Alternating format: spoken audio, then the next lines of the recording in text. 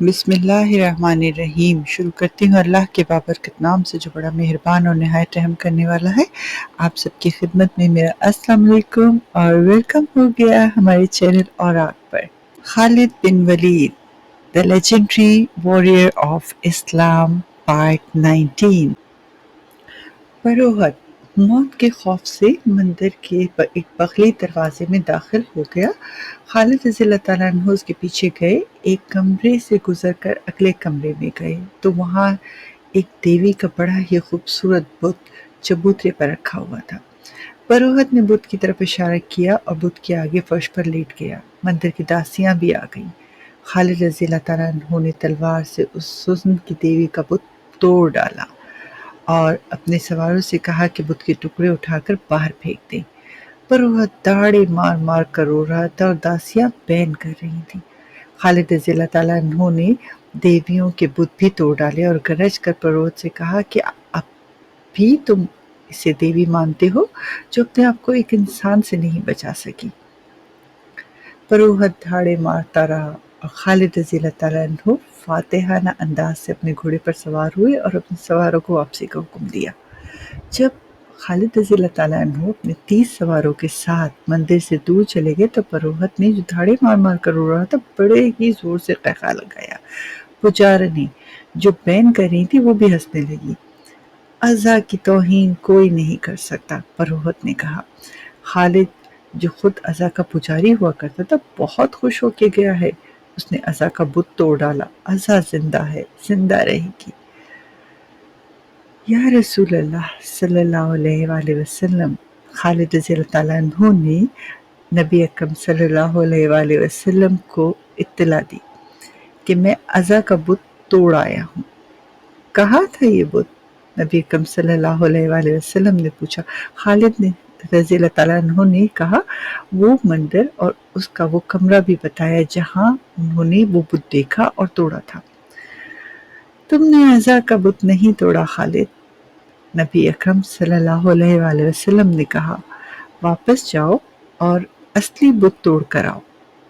مورخ لکھتے ہیں کہ عزا کے 2 بت تھے، ایک اصلی جس کی پوجا ہوتی تھی، دوسرا نقلی۔ یہ غالباً مسلمانوں کو دھوکہ دینے کے لیے بنایا گیا تھا۔ خالد رضی اللہ تعالیٰ عنہ کا خون کھولنے لگا۔ انہوں نے اپنے سواروں کو ساتھ لیا اور نخلا روانہ ہو گئے۔ مندر کے پروہت نے دور سے گھڑ سواروں کو آتے دیکھا تو اس نے مندر کے محافظوں کو بلایا، وہ پھر آ رہے ہیں۔ پروہت نے کہا انہیں کسی نے بتا دیا ہوگا کہ اصلی بت ابھی مندر میں موجود ہے، کیا تم عزا کی عزت کی حفاظت کرو گے؟ اگر کرو گے تو عزا کی دیوی تمہیں مالا مال کر دے گی۔ کچھ سوچ کر بات کر مقدس پیشوا، ایک محافظ نے کہا، کیا ہم 2-3 آدمی اتنے زیادہ گھڑ سواروں کا مقابلہ کر سکتے ہیں؟ اگر ایسا دیوی ہے تو یہ اپنے آپ کو بچا لے گی۔ ایک اور محافظ نے کہا، اس کے لہجے میں طنز تھا، کہنے لگا دیوی دیوتا انسانوں کی حفاظت کیا کرتے ہیں، انسان دیوتاؤں کی حفاظت نہیں کرتے۔ پھر عزا اپنی حفاظت خود کرے گی، پروہت نے کہا۔ خالد رضی اللہ تعالیٰ عنہ کے گھوڑے قریب آ گئے تھے۔ محافظ مندروں کے پجاریوں کو ساتھ لے کر بھاگ گئے اور پروہت کو یقین تھا کہ اس کی دیوی اپنے آپ کو مسلمانوں سے بچا لے گی۔ اس نے ایک تلوار لی اور اسے عزا کے گلے میں لٹکا دیا۔ پروہت مندر کے پچھلے دروازے سے نکلا اور بھاگ کھڑا ہوا۔ خالد رضی اللہ تعالیٰ عنہ مندر میں آن پہنچے اور تمام کمروں میں عزا کا بت ڈھونڈنے لگے۔ انہیں ایک بڑا ہی خوشنما کمرہ نظر آیا۔ اس کے دروازے پر کھڑے ہو کر دیکھا، عزا کا بت سامنے چبوترے پر رکھا تھا۔ اس کے گلے میں تلوار لٹک رہی تھی۔ یہ وہی بت تھا، بالکل ویسا ہی جیسا خالد رضی اللہ تعالیٰ عنہ پہلے توڑ گئے تھے۔ اس بت کے قدموں میں لوبان جل رہا تھا۔ کمرے کی سجاوٹ اور خوشبو سے پتہ چلتا تھا کہ یہ عبادت کا کمرہ ہے۔ خالد رضی اللہ تعالیٰ عنہ نے دہلیز سے آگے قدم رکھا تو ایک سانولے رنگ کی ایک جوان عورت جو کہ بالکل برہنہ تھی خالد رضی اللہ تعالیٰ عنہ کے سامنے آ گئی۔ وہ رو رہی تھی اور فریادیں کر رہی تھی کہ بت کو نہ توڑا جائے۔ مورخ لکھتے ہیں کہ یہ عورت خالد رضی اللہ تعالیٰ عنہ کے ارادے کو متزلزل کرنے کے لیے برہنہ ہو کر آئی تھی اور اس کے رونے کا مقصد خالد رضی اللہ تعالیٰ عنہ کے جذبات پر اثر ڈالنے کے سوا اور کیا ہو سکتا تھا؟ خالد رضی اللہ تعالیٰ عنہ آگے بڑھے اور اس عورت نے بازو پھیلا کر آپ کا راستہ روکنے کی کوشش کی۔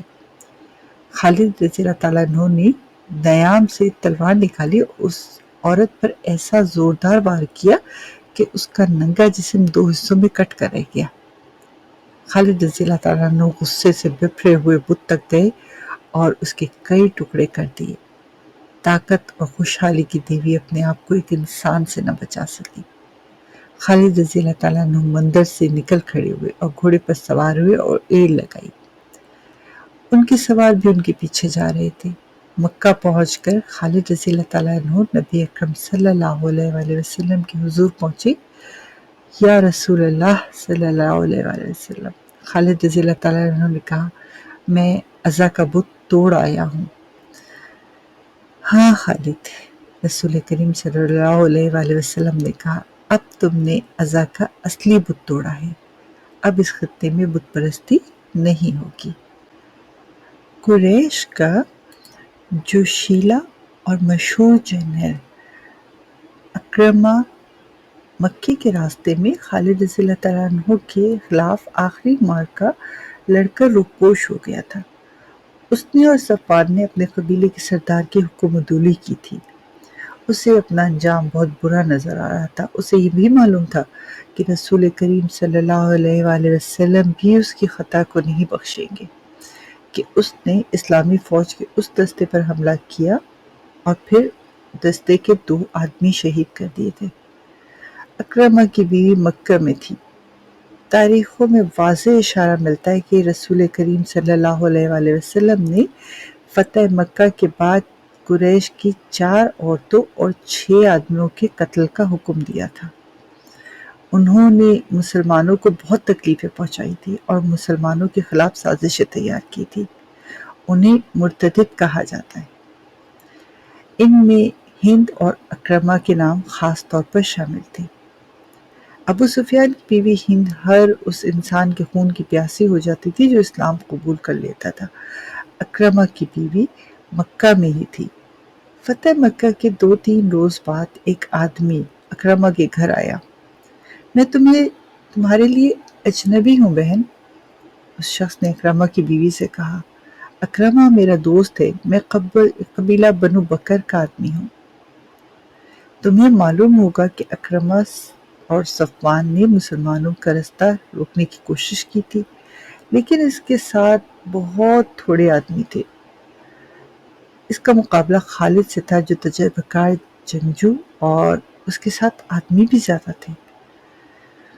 میں جانتی ہوں، اکرمہ کی بیوی نے کہا، میں پہلے سن چکی ہوں میرے اجنبی بھائی، مجھے بتاؤ وہ کہاں ہیں؟ وہ زندہ تو ہیں؟ وہ مجھے بتا گیا تھا کہ وہ یمن جا رہے ہیں۔ اجنبی نے کہا، وہ کہہ گیا ہے کہ تجھے وہاں بلا لے گا۔ مجھے بھی معلوم کہ وہ کس کے پاس گیا ہے۔ تجھے یہی بتانے آیا تھا، میں واپس نہیں آئے گا۔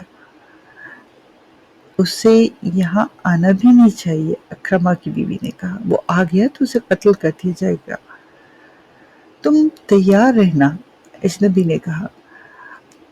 اس کا پیغام آئے گا تو میں تمہیں اس کے پاس پہنچا دوں گا۔ تم اس کے پاس پہنچ جاؤ گی تو وہ تمہیں اپنے ساتھ لے کر حبشہ کو چلا جائے گا۔ اجنبی اسے اپنے بستی کا اور اپنا نام بتا کر چلا گیا۔ 2 روز بعد اکرمہ کی بیوی بنو بکر کی بستی میں گئی اور اس آدمی سے ملی جس نے اسے اکرمہ کا پیغام دیا تھا۔ کیا تو اکرمہ کے پاس جانے کے لیے آئی ہے؟ اکرمہ کے دوست نے پوچھا۔ میں اسے واپس لانے کے لیے جا رہی ہوں، اکرمہ کی بیوی نے کہا۔ کیا تو نہیں جانتی کہ وہ یہاں آیا تو اسے قتل کر دیا جائے گا؟ اسے قتل نہیں کیا جائے گا، اکرمہ کی بیوی نے کہا۔ میں نے اسلام قبول کر لیا ہے اور رسول کریم صلی اللہ علیہ وسلم نے میری فریاد پر میرے شوہر کو معاف کر دیا ہے۔ کیا تو نے محمد صلی اللہ علیہ وسلم کو اللہ کا رسول مان لیا ہے؟ مان لیا ہے۔ محمد صلی اللہ علیہ وسلم نے تمہارے ساتھ کوئی سودا کیا ہوگا۔ اکرمہ کے دوست نے کہا، اس نے تمہارے آگے یہ شرط رکھی ہوگی کہ تم اور اکرمہ اسلام قبول کر لو تو؟ نہیں، اکرمہ کی بیوی نے کہا، محمد صلی اللہ علیہ وسلم جو اللہ کے بھیجے ہوئے رسول ہیں، میرے ساتھ ایسا کوئی سودا نہیں کیا، اور محمد صلی اللہ علیہ وسلم ان میں سے نہیں ہیں جو سودا کر کے اپنی بات منوا دیں۔ میں وہاں اپنے شوہر کی جان بخشی کے لیے گئی تھی۔ یہ وہی محمد صلی اللہ علیہ وسلم ہیں جنہیں میں بڑی اچھی طرح جانتی تھی، لیکن اب میں نے آپ کو جب دیکھا تو میں نے اپنے دل میں کہا کہ یہ وہ محمد صلی اللہ علیہ وسلم نہیں جو کبھی ہم میں سے تھے۔ یہ محمد صلی اللہ علیہ وسلم جن کے پاس میں اب فریاد لے کر گئی تھی، آپ صلی اللہ علیہ وسلم کی آنکھوں میں مجھے کوئی اور چیز نظر آئی، ایسی چیز جو کسی انسان میں نہیں ہوا کرتی۔ مجھے ڈر تھا کہ محمد صلی اللہ علیہ وسلم جو اللہ کے رسول ہیں کہیں گے کہ یہ اکرمہ کی بیوی ہے، اسے یرغمال بنا کر رکھو تاکہ اکرمہ آ جائے اور اسے قتل کر دیا جائے۔ لیکن آپ صلی اللہ علیہ وسلم نے مجھے ایک مجبور عورت جان کر عزت سے بٹھایا۔ میں نے فریاد کی کہ فتح آپ کی ہے، میرے بچوں کو یتیم نہ کریں، میرے شوہر کی بدعہدی کی سزا مجھے اور میرے بچوں کو نہ دیں۔ آپ صلی اللہ علیہ وسلم نے کہا، میں نے اکرمہ کو معاف کیا، اور معلوم نہیں کون سی طاقت تھی جس نے مجھے یہ کہلوا دیا کہ میں نے تسلیم کیا کہ محمد صلی اللہ علیہ وآلہ وسلم اللہ کے رسول ہیں۔ اب میں اس خدا کو مانتی ہوں جس نے محمد صلی اللہ علیہ وآلہ وسلم کو رسالت دی ہے۔ اور تم مسلمان ہو گئی؟ اکرمہ کے دوست نے کہا۔ ہاں، اکرمہ کی بیوی نے کہا، میں مسلمان ہو گئی ہوں، مجھے اس کے پاس لے چل، میرے شوہر کے دوست، میں اسے واپس لاؤں گی، میں دوستی کا حق ادا کروں گا۔ اکرمہ کے دوست نے کہا، چل میں تجھے اپنے ساتھ یمن لے چلتا ہوں۔ اور پھر کافی دنوں بعد اکرمہ اپنی بیوی کے ساتھ مکہ میں داخل ہوا۔ اپنے گھر جانے کے بجائے حضور اکرم صلی اللہ علیہ وآلہ وسلم کے پاس گیا۔ اس نے اپنے کیے کی معافی مانگی اور اسلام قبول کر لیا۔ اسی روز صفوان بھی واپس آ گیا، وہ بھاگ کر جدہ چلا گیا تھا۔ ایک دوست اس کے پیچھے گیا اور اسے کہا کہ وہ سالاری کے رتبے کا جنگجو ہے اور اس کی قدر نبی اکرم صلی اللہ علیہ وآلہ وسلم ہی جان سکتے ہیں۔ اسے یہ بھی کہا گیا کہ قبیلہ قریش ختم ہو چکا ہے۔ صفوان تلوار کا دھنی اور نامور سالار تھا۔ وہ اپنے دوست کے ساتھ مکہ آ گیا اور اس نے نبی اکرم صلی اللہ علیہ وآلہ وسلم کے حضور پیش ہو کر اسلام قبول کر لیا۔ ابو سفیان رضی اللہ تعالیٰ عنہ کی بیوی ہند ایسی عورت تھی جس کے متعلق سوچا بھی نہیں جا سکتا تھا کہ وہ اسلام قبول کر لے گی۔ رسول کریم صلی اللہ علیہ وآلہ وسلم نے اس کے قتل کا حکم دے رکھا تھا اور وہ روپوش تھی۔ ابو سفیان رضی اللہ تعالیٰ عنہ اسلام قبول کر چکے تھے۔ ہند کو جب پتہ چلا کہ اکرمہ رضی اللہ تعالیٰ عنہ اور صفوان رضی اللہ تعالیٰ عنہ نے بھی اسلام قبول کر لیا ہے تو وہ سامنے آ گئی۔ یہ جانتے ہوئے کہ اسے قتل کر دیا جائے گا، وہ رسول کریم صلی اللہ علیہ وآلہ وسلم کے حضور جا پہنچی۔ آپ صلی اللہ علیہ وآلہ وسلم نے اسے معاف کر دیا اور وہ مسلمان ہو گئی۔ مکہ کے ارد گرد دور اور نزدیک کچھ قبائل تھے، ان میں بعض بت پرست اور بعض توہمات کے عقیدے سے بنائے گئے تھے۔ نبی اکرم صلی اللہ علیہ وآلہ وسلم نے ان کی طرف پیغام بھیجے کہ وہ اللہ کا سچا دین قبول کر لیں۔ پیغام لے جانے والے فوجی تھے، لیکن آپ صلی اللہ علیہ وسلم نے حکم دیا تھا کہ کسی پر تشدد نہ کیا جائے اور جنگی کارروائی سے گریز کیا جائے۔ مکہ کے جنوب میں تہامہ کا علاقہ تھا، جہاں جنگجو قبائل بکھرے ہوئے تھے۔ ان کے متعلق خدشہ تھا کہ لڑنے پر اتر آئیں گے، اس لیے اس علاقے میں فوج کا ایک دستہ بھیجا گیا اور اس کی کمان خالد رضی اللہ تعالیٰ عنہ کو دی گئی۔ تمام کا تمام دستہ گھڑ سوار تھا۔ اس میں بنو سلیم کے آدمی بھی تھے، مدینہ کے بھی۔ خالد رضی اللہ تعالیٰ عنہ کو مکہ سے تقریباً 50 میل دور ململیم کے مقام تک جانا تھا۔ خالد رضی اللہ تعالیٰ عنہ اپنے سوار دستے کے ساتھ روانہ ہوئے۔ ان کی منزل 50 میل دور تھی۔ بمشکل 15 میل دور گئے ہوں گے کہ ایک مشہور جنگجو قبیلے بنو جزیمہ کے آدمیوں نے خالد رضی اللہ تعالیٰ عنہ کے دستے کا راستہ روک لیا۔ خالد رضی اللہ تعالیٰ عنہ نے اپنے دستے کو لڑائی کی ترتیب میں کر لیا۔ بنو جزیمہ باقاعدہ لڑائی کے لیے نکل آئے۔ ہم لڑنے نہیں آئے، خالد رضی اللہ تعالیٰ عنہ نے اعلان کیا، ہم دعوت دینے آئے ہیں کہ اسلام قبول کر لو۔ ہم اسلام قبول کر چکے ہیں، بنو جزیمہ کی طرف سے جواب آیا۔ ہم نمازیں پڑھتے ہیں، ہم دھوکہ کھانے نہیں آئے۔ خالد رضی اللہ تعالیٰ عنہ نے بلند آواز میں کہا، اگر تم مسلمان ہو چکے ہو تو تلواریں اور برچیاں پھینک دو۔ خبردار بنو جزیمہ، بنو جزیمہ کی طرف سے کسی نے للکار کر کہا، اسے میں جانتا ہوں، یہ مکے کے الولید کا بیٹا خالد ہے، اس پر اعتبار نہ کرنا، ہتھیار ڈال دو گے تو یہ تم سب کو قتل کرا دے گا، ہتھیار نہ ڈالنا۔ خدا کی قسم مجھے رسول کریم صلی اللہ علیہ وآلہ وسلم کا حکم نہ ملا ہوتا کہ جنگ نہ کرنا تو میں دیکھتا کہ تم ہتھیار ڈالتے ہو یا نہیں۔ خالد رضی اللہ تعالیٰ عنہ نے کہا، ہم دوست بن کر آئے ہیں، ہم تم پر اللہ کا دین زبردستی ٹھونستے نہیں آئے، ہمیں دوست سمجھو اور ہمارے ساتھ آ جاؤ۔ اہل قریش کو کیا خبر ہے؟ بنو حزیمہ کی طرف سے آواز آئی، مکہ چل کر دیکھو۔ خالد رضی اللہ تعالیٰ عنہ نے کہا، ابو سفیان، اکرمہ اور صفوان اسلام قبول کر چکے ہیں۔ بنو حزیمہ نے ہتھیار ڈال دیے۔ خالد رضی اللہ تعالیٰ عنہ گھوڑے سے اتر کر آئے اور بنو حزیمہ کے سردار کو گلے ملے۔ پورے قبیلے نے اسلام قبول کر لیا۔ مسلمانوں کو مکہ ایک مرکز کی حیثیت سے مل گیا۔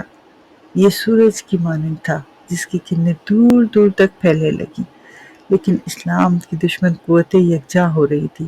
طائف ایک مقام ہے جو مکہ معظمہ سے چند میل دور ہے۔ جنوری 630 شوال 8 ہجری کی ایک رات وہاں جشن کا سا سما تھا۔ فضا میں شراب کی بو اور رات کو مخمور کر دینے والی رقص کر دینے والی روایت۔ رقص کے لیے طائف کے ارد گرد کے علاقے کی چنی ہوئی ناچنے والی آئی تھیں۔ ان کے رقص اور حسن مہمانوں کو مدہوش کیے دے رہے تھے۔ مہمان مکے کے شمال مشرقی علاقے سے مشہور جنگجو قبیلے حوازن کے سرکردہ افراد تھے۔ ان کے میزبان طائف اور گرد و نواح میں پھیلے ہوئے قبیلہ ثقیف کے سردار تھے، جنہوں نے اپنی مہمانوں پر اپنی عمارت اور فیاضی اور کشادہ ظرفی کا رعب جمانے کے لیے اتنی شاہانہ ضیافت اور اتنی شاندار جشن کا اہتمام کیا تھا۔ دو لڑکیاں رقص کے کمال دکھا رہی تھیں کہ میزبان قبیلے کا سردار مالک بن عوف اٹھ کھڑا ہوا اور اس نے تالی بجائی۔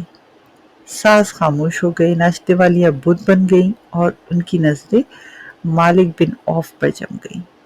مہمانوں پر سناٹا طاری ہو گیا۔ ایسے لگتا تھا جیسے رات کے گزرتے لمحوں کا قافلہ رک گیا ہو۔ ہر کوئی مالک بن عوف کی طرف دیکھ رہا تھا۔ مالک بن عوف کی عمر لگ بھگ 30 سال تھی۔ رقص اور مے نوشی کی محفلوں میں وہ ایک عیاش شہزادہ تھا، لیکن میدان جنگ میں وہ آگ کا بگولا تھا۔ وہ تیغ زنی، تیر اندازی اور گھڑ سواری میں بھی ایک مہارت رکھتا تھا، بلکہ وہ فن حرب الضرب کا بھی ماہر تھا۔ انہی اوصاف کی بدولت وہ قبیلے کا سردار تھا۔ جنگ کے معاملے میں وہ انتہا پسند تھا۔ یوں لگتا تھا جیسے ٹھنڈے دل سے سوچنا تو اسے آتا ہی نہ ہو۔ اس کی جنگی چالیں اس کے دشمن کے لیے بڑی خطرناک ہوتی تھی۔ قبیلہ قریش میں جو حیثیت کبھی خالد بن ولید رضی اللہ تعالیٰ عنہ کو تھی، ویسا ہی دبدبہ مالک بن عوف کا بھی اپنے قبیلے پر تھا۔ ہم نے بہت کھا لیا، مالک بن عوف نے رقص رکوا کر میزبانوں اور مہمانوں سے خطاب کیا۔ ہم شراب کے مٹکے خالی کر چکے ہیں، ہم تھرکتی ہوئی جوانیوں سے لطف اندوز ہو چکے ہیں۔ کیا ہمارے مہمانوں نے یہ نہیں سوچا کہ اس ضیافت اور جشن کی تقریب کا مقصد کیا ہے؟ میں نے تمہیں کوئی خوشی منانے کے لیے اکٹھا نہیں کیا اے اہل حوازن، میں نے تمہاری غیرت کو جگانے کے لیے تمہیں یہاں بلایا ہے۔ حوازن کی غیرت سوئی کب تھی؟ ملک بن عوف، قبیلہ حوازن کے ایک سردار نے کہا، بتا ہماری غیرت کو کس نے للکارا ہے؟ مسلمانوں نے، مالک بن عوف نے کہا، محمد نے۔ کیا تم محمد صلی اللہ علیہ وسلم کو نہیں جانتے؟ کیا تم بھول گئے ہو اس محمد صلی اللہ علیہ وسلم کو جو اپنے چند ایک ساتھیوں کے ساتھ مکہ سے بھاگ کر یثرب چلا گیا تھا؟ جانتے ہیں، دو تین آوازیں آئیں، اچھی طرح جانتے ہیں۔ وہ اپنے آپ کو خدا کا نبی کہتا ہے، ہم اسے نبی نہیں نہ مانتے۔ ایک اور آواز اٹھی، کوئی نبی ہوتا تو ہم میں سے ہوتا، جو اہل ثقیف ہے، حوازن کے قبیلے سے ہوتا۔ وہ نبی ہے یا نہیں؟ مالک بن عوف نے کہا، میں تمہیں یہ بتانا چاہتا ہوں کہ جس مکہ سے محمد صلی اللہ علیہ وسلم بھاگا تھا، اس مکہ کا اب وہ حاکم ہے۔ مکہ میں اس کا حکم چلتا ہے اور اس کی جنگی طاقت بڑھتی چلی جا رہی ہے۔ قبیلہ قریش اس کے آگے ہتھیار ڈال چکا ہے اور اس کے مذہب کو قبول کرتا چلا جا رہا ہے۔ ابو سفیان، اکرمہ، صفوان جیسے جابر جنگجو محمد صلی اللہ علیہ وسلم کے مذہب کو قبول کر چکے ہیں۔ خالد رضی اللہ تعالیٰ عنہ بن ولید نے تو پہلے ہی یہ نیا مذہب قبول کر لیا تھا۔ مسلمانوں نے مکہ میں تمام بت توڑ ڈالے ہیں۔ اہل قریش کو اپنی غیرت اور اپنے مذہب کا پاس ہوتا تو وہ اپنی تلواریں اپنے پیٹوں میں خود گھونپ لیتے۔ کسی نے کہا،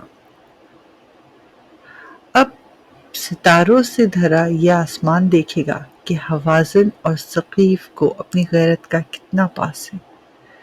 مالک بن عوف نے کہا، کیا تو یہ چاہتا ہے کہ ہم میں سے کوئی محمد صلی اللہ علیہ وسلم کو قتل کر دے؟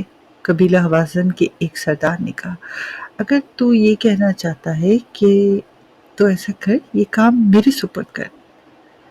اب محمد صلی اللہ علیہ وسلم کو قتل کر دینے سے کچھ حاصل نہیں ہوگا۔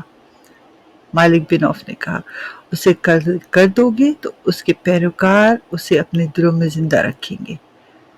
ان کی تعداد اتنی زیادہ ہو گئی ہے کہ اب وہ ایک آدمی کے قتل سے راستے سے نہیں ہٹیں گے، اور اس راستے پہ جس پہ اسے محمد نے ڈالا ہے۔ کہتے ہیں محمد صلی اللہ علیہ وسلم کے ہاتھ میں کوئی جادو ہے، حوازن کے ایک سردار نے کہا، وہ جس پر نگاہ ڈالتا ہے اس کا مطیع ہو جاتا ہے۔ جہاں تلوار چلتی ہے وہاں کوئی جادو نہیں چلتا۔ حوازن قبیلے کے ایک اور سردار نے اپنی تلوار کے دستے پر ہاتھ رکھ کر کہا، مالک آگے بول، تو کیا کہنا چاہتا ہے؟ ہم تیرے ساتھ ہیں۔ میں کہنا چاہتا ہوں کہ ہم میں محمد صلی اللہ علیہ وسلم کا اسلام کو نہ روکا تو یہ سیلاب کی طرح بڑھتا ہوا ہم سب کو بہا لے جائے گا۔ مالک بن عوف نے کہا، نہ حوازن رہے گا نہ ثقیف، قبیلے کے محکوم بنانے والوں کو ہم مکہ کے اندر ہی ختم کر دیں گے۔ کیا تم محکوم بن جانے کا مطلب سمجھتے ہو؟ مالک بن عوف نے سب کی طرف دیکھا اور بولا، اگر نہیں سمجھتے تو میں تمہیں بتاتا ہوں۔ اس نے اپنے پیچھے دیکھا، مالک بن عوف کے پیچھے مہمان میں ایک معمر سفید ریش بیٹھا ہوا تھا۔ اس کا رنگ دوسروں کی نسبت صاف اور سفیدی مائل تھا۔ وہ ضعیف اتنا تھا کہ اس کا سر ہلتا تھا اور کمر میں ہلکا سا خم تھا۔ اس کے ہاتھ میں اپنے قد جتنا لمبا عصا تھا، کندھوں سے ٹخنوں تک چوغا پہنا ہوا تھا، اور یہ حیثیت بتاتی تھی کہ کوئی عالم یا مذہبی پیشوا ہے۔ مالک بن عوف کے اشارے پر وہ اٹھا اور مالک کے پاس آ گیا۔ تم پر اس کی رحمت ہو جس نے تمہیں پیدا کیا ہے، بوڑھے نے کہا، اور وہ دیوتا تمہارے بچوں کے محافظ ہوں جن پر کی تم پوجا کرتے ہو۔ تم محکومی اور غلامی کے مطلب کو نہیں سمجھتے۔ تم مجھ سے پوچھو، میری 4 جوان بچیاں مسلمانوں کی لونڈیاں ہیں اور میرے 2 جوان بیٹے مسلمانوں کے غلام ہیں۔ وہ تیغزن اور شاہ سوار ہیں، لیکن اب انہیں تلوار ہاتھ میں لینے کی اور گھوڑے پر سوار ہونے کی اجازت نہیں ہے۔ ہمیں گھروں سے نکال دیا گیا ہے۔ کیا تمہیں یاد نہیں کہ قریش نے مدینہ کا محاصرہ کیا تھا تو مسلمانوں نے ارد گرد خندق کھود دی تھی؟ قریش اور اس خندق کو پھیلانے کی نہیں سکے تھے۔ پھر اس قدر تیز طوفان آیا کہ قریش جو پہلے ہی بددل ہو چکے تھے بکھر گئے اور مکہ کی طرف واپس چلے گئے۔ جب مسلمانوں کے سر سے خطرہ ٹل گیا تو انہوں نے ان یہودیوں پر حملہ بول دیا جو ان کے ساتھ مدینہ میں امن سے رہتے تھے۔ انہوں نے ان یہودیوں کو قتل کر دیا اور ان کی عورتوں کو اور ان کے بچوں کو آپس میں بانٹ کر انہیں لونڈیاں اور غلام بنا دیا۔ اے بزرگ، قبیلہ ثقیف کے ایک سرکردہ آدمی نے کہا، اگر تو یہودی ہے تو کیا ہم نے یہ غلط سنا تھا کہ تیرے قبیلے نے مسلمانوں کو دھوکہ دیا تھا؟ تو نے جو سنا وہ بالکل ٹھیک سنا۔ بوڑھے نے کہا، ہمارا دھوکہ کامیاب نہیں ہوا تھا۔ ہم مسلمانوں کی پیٹھ پر خنجر اتارنا چاہتے تھے لیکن قریش پیٹھ دکھا گئے۔ مسلمانوں کو دھوکہ دے کر کمزور کرنا ہمارا فرض تھا لیکن مسلمانوں کی تلواروں نے ہمیں کمزور کر دیا۔ تو جو بنی اسرائیل سے ہے، کیا ہمیں اکسانے آیا ہے کہ ہم مسلمانوں سے تیرے قبیلے کے خون کا بدلہ لیں؟ ثقیف کے ایک قبیلے کے سردار نے پوچھا، اور ضعیف العمر شخص اٹھ کھڑا ہوا۔ اس کا نام درید بن سما تھا۔ اس کا نام تاریخ میں تو ملتا ہے لیکن یہ پتہ نہیں چلتا کہ وہ قبیلہ حوازن سے تھا یا قبیلہ ثقیف سے۔ خاموش رہو، درید بن سما نے گرج کر کہا، ہم بنی اسرائیل کے خون کا انتقام نہیں لیں گے۔ کیا تم ابھی تک شک میں ہو؟ کیا تم ابھی تک نہیں سمجھے کہ ہم مسلمانوں پر حملہ کر کے ان کا خون اپنی تلواروں کو نہ پلایا اور ان کے زخمی گھوڑوں کے تلے نہیں روندا تو ہمیں بھی قتل کر کے ہماری بیٹیوں کو، ہماری بہنوں کو اور تمہاری بیویوں کو، اپنی لونڈیاں اور تمہارے بچوں کو اپنا غلام بنا لیں گے۔ اس سے پہلے کہ ان کے گھوڑے طائف کی گلیوں میں ہنہنائیں، کیا یہ اچھا نہیں ہوگا کہ ہمارے گھوڑے ان کی لاشوں کو مکے کی گلیوں میں کچلتے پھریں؟ مالک بن عوف نے جوش سے لرزتی ہوئی آواز میں کہا، بنی اسرائیل کا یہ بزرگ ہماری پناہ میں آیا ہے۔ اس نے اپنے قبیلے کا جو انجام بتایا ہے وہ میں تمہیں اس انجام سے بچانا چاہتا ہوں۔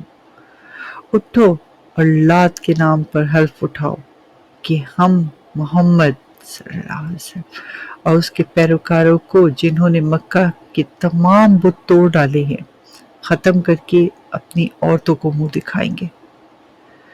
اس زمانے میں جب اسلام کی کرنیں مکہ سے پھیل رہی تھیں، عرب میں بت پرستی عام تھی۔ وہ خدا کو بھی بت نہیں مانتے تھے لیکن خدا تک رسائی حاصل کرنے کے لیے وہ بتوں کے آگے ہاتھ پھیلاتے تھے۔ ان کا عقیدہ بھی تھا کہ بتوں کو راضی کیے بغیر خدا کو راضی نہیں کیا جا سکتا۔ بتوں کی خوشنودی کے لیے وہ کئی رسمیں ادا کرتے تھے۔ طائف کے علاقے میں جس بت کی پوجا کی جاتی تھی اس کا نام لات تھا، جو انسانی یا حیوانی شکل کا نہیں تھا بلکہ وہ بہت بڑے پتھر کا تھا جسے چٹان کہا جاتا ہے۔ یہ چٹان باقاعدہ مربع شکل کی تھی اور بعض مورخوں نے لکھا ہے کہ یہ مربع شکل کا قدری طور پر بنا ہوا ایک چبوترا سا تھا جس پر شاید کسی زمانے میں کوئی بت رکھا ہوا کرتا ہوگا، لیکن طلوع اسلام کے دور میں یہ صرف چبوترا ہی رہ گیا تھا اور ارد گرد کے قبائل اسی کو پوجتے تھے۔ جنوری 630 کی اس رات جب قبیلہ حوازن کے سردار قبیلہ ثقیف کی دعوت پر طائف آئے ہوئے تھے اور مالک بن عوف اور درید بن سما نے مکہ پر حملے کے لیے اکسا رہے تھے، حوازن کے ایک سردار سے مشورہ دیا کہ کاہن کو بلا کر فال نکلوا لی جائے۔ کہ ہمارا حملہ کامیاب بھی ہوگا کہ نہیں۔ یہ فال تیروں کے ذریعے نکالی جاتی تھی، جسے ازلام کہتے تھے۔ بہت سے تیر اکٹھے رکھے ہوتے تھے، کسی میں ہاں لکھا ہوتا تھا، کسی پر نہیں۔ پھر بت کا کوئی ایک مجاور یا کاہن مذہبی پیشوا یا اس ترکش سے ایک تیر نکالتا تھا اور دیکھتا تھا کہ اس پر ہاں لکھا ہے یا نہیں۔ یہ فال کا جواب ہوتا تھا۔ مجاور کی نسبت کاہن کو بہتر سمجھا جاتا تھا۔ کاہن دانش مند ہوتے تھے، ان کے پاس پر اثر اور دل میں اتر جانے والے الفاظ کا ذخیرہ ہوتا تھا، اور ان کے بولنے کے انداز تو ہر کسی کو متاثر کر دیا کرتا تھا۔ کاہن فال نکالنے بلکہ غیب سے خبریں بتانے کا بھی کام کیا کرتے تھے، اور لوگ انہیں سچ مانا کرتے تھے۔ اگلی صبح حوازن اور ثقیف کے سردار ایک کاہن کے سامنے جمع ہوئے۔ ان میں سے کسی نے بھی بات نہ کی تھی کہ کاہن بول پڑا، اگر میں غیب کی خبر دے سکتا ہوں اور آنے والے وقت میں جھانک سکتا ہوں اور سب کچھ بتا سکتا ہوں کہ کیا ہوگا، تو کیا میں یہ نہیں بتا سکوں گا کہ تمہارے دلوں میں کیا ہے؟ اس نے کہا، تم اپنی زبانوں کو ساکن رکھو اور میری بات سنو۔ کیا تم کیا کہنے آئے ہو یہاں؟ اس سے آگے کیا ہوا یہ سننے کے لیے آپ کو پھر انتظار کرنا پڑے گا۔ اپنا بہت سارا خیال رکھیے گا، دعاؤں میں یاد رکھیے گا، اور چینل کو سبسکرائب اور لائک کرتے رہیے گا۔ اللہ حافظ۔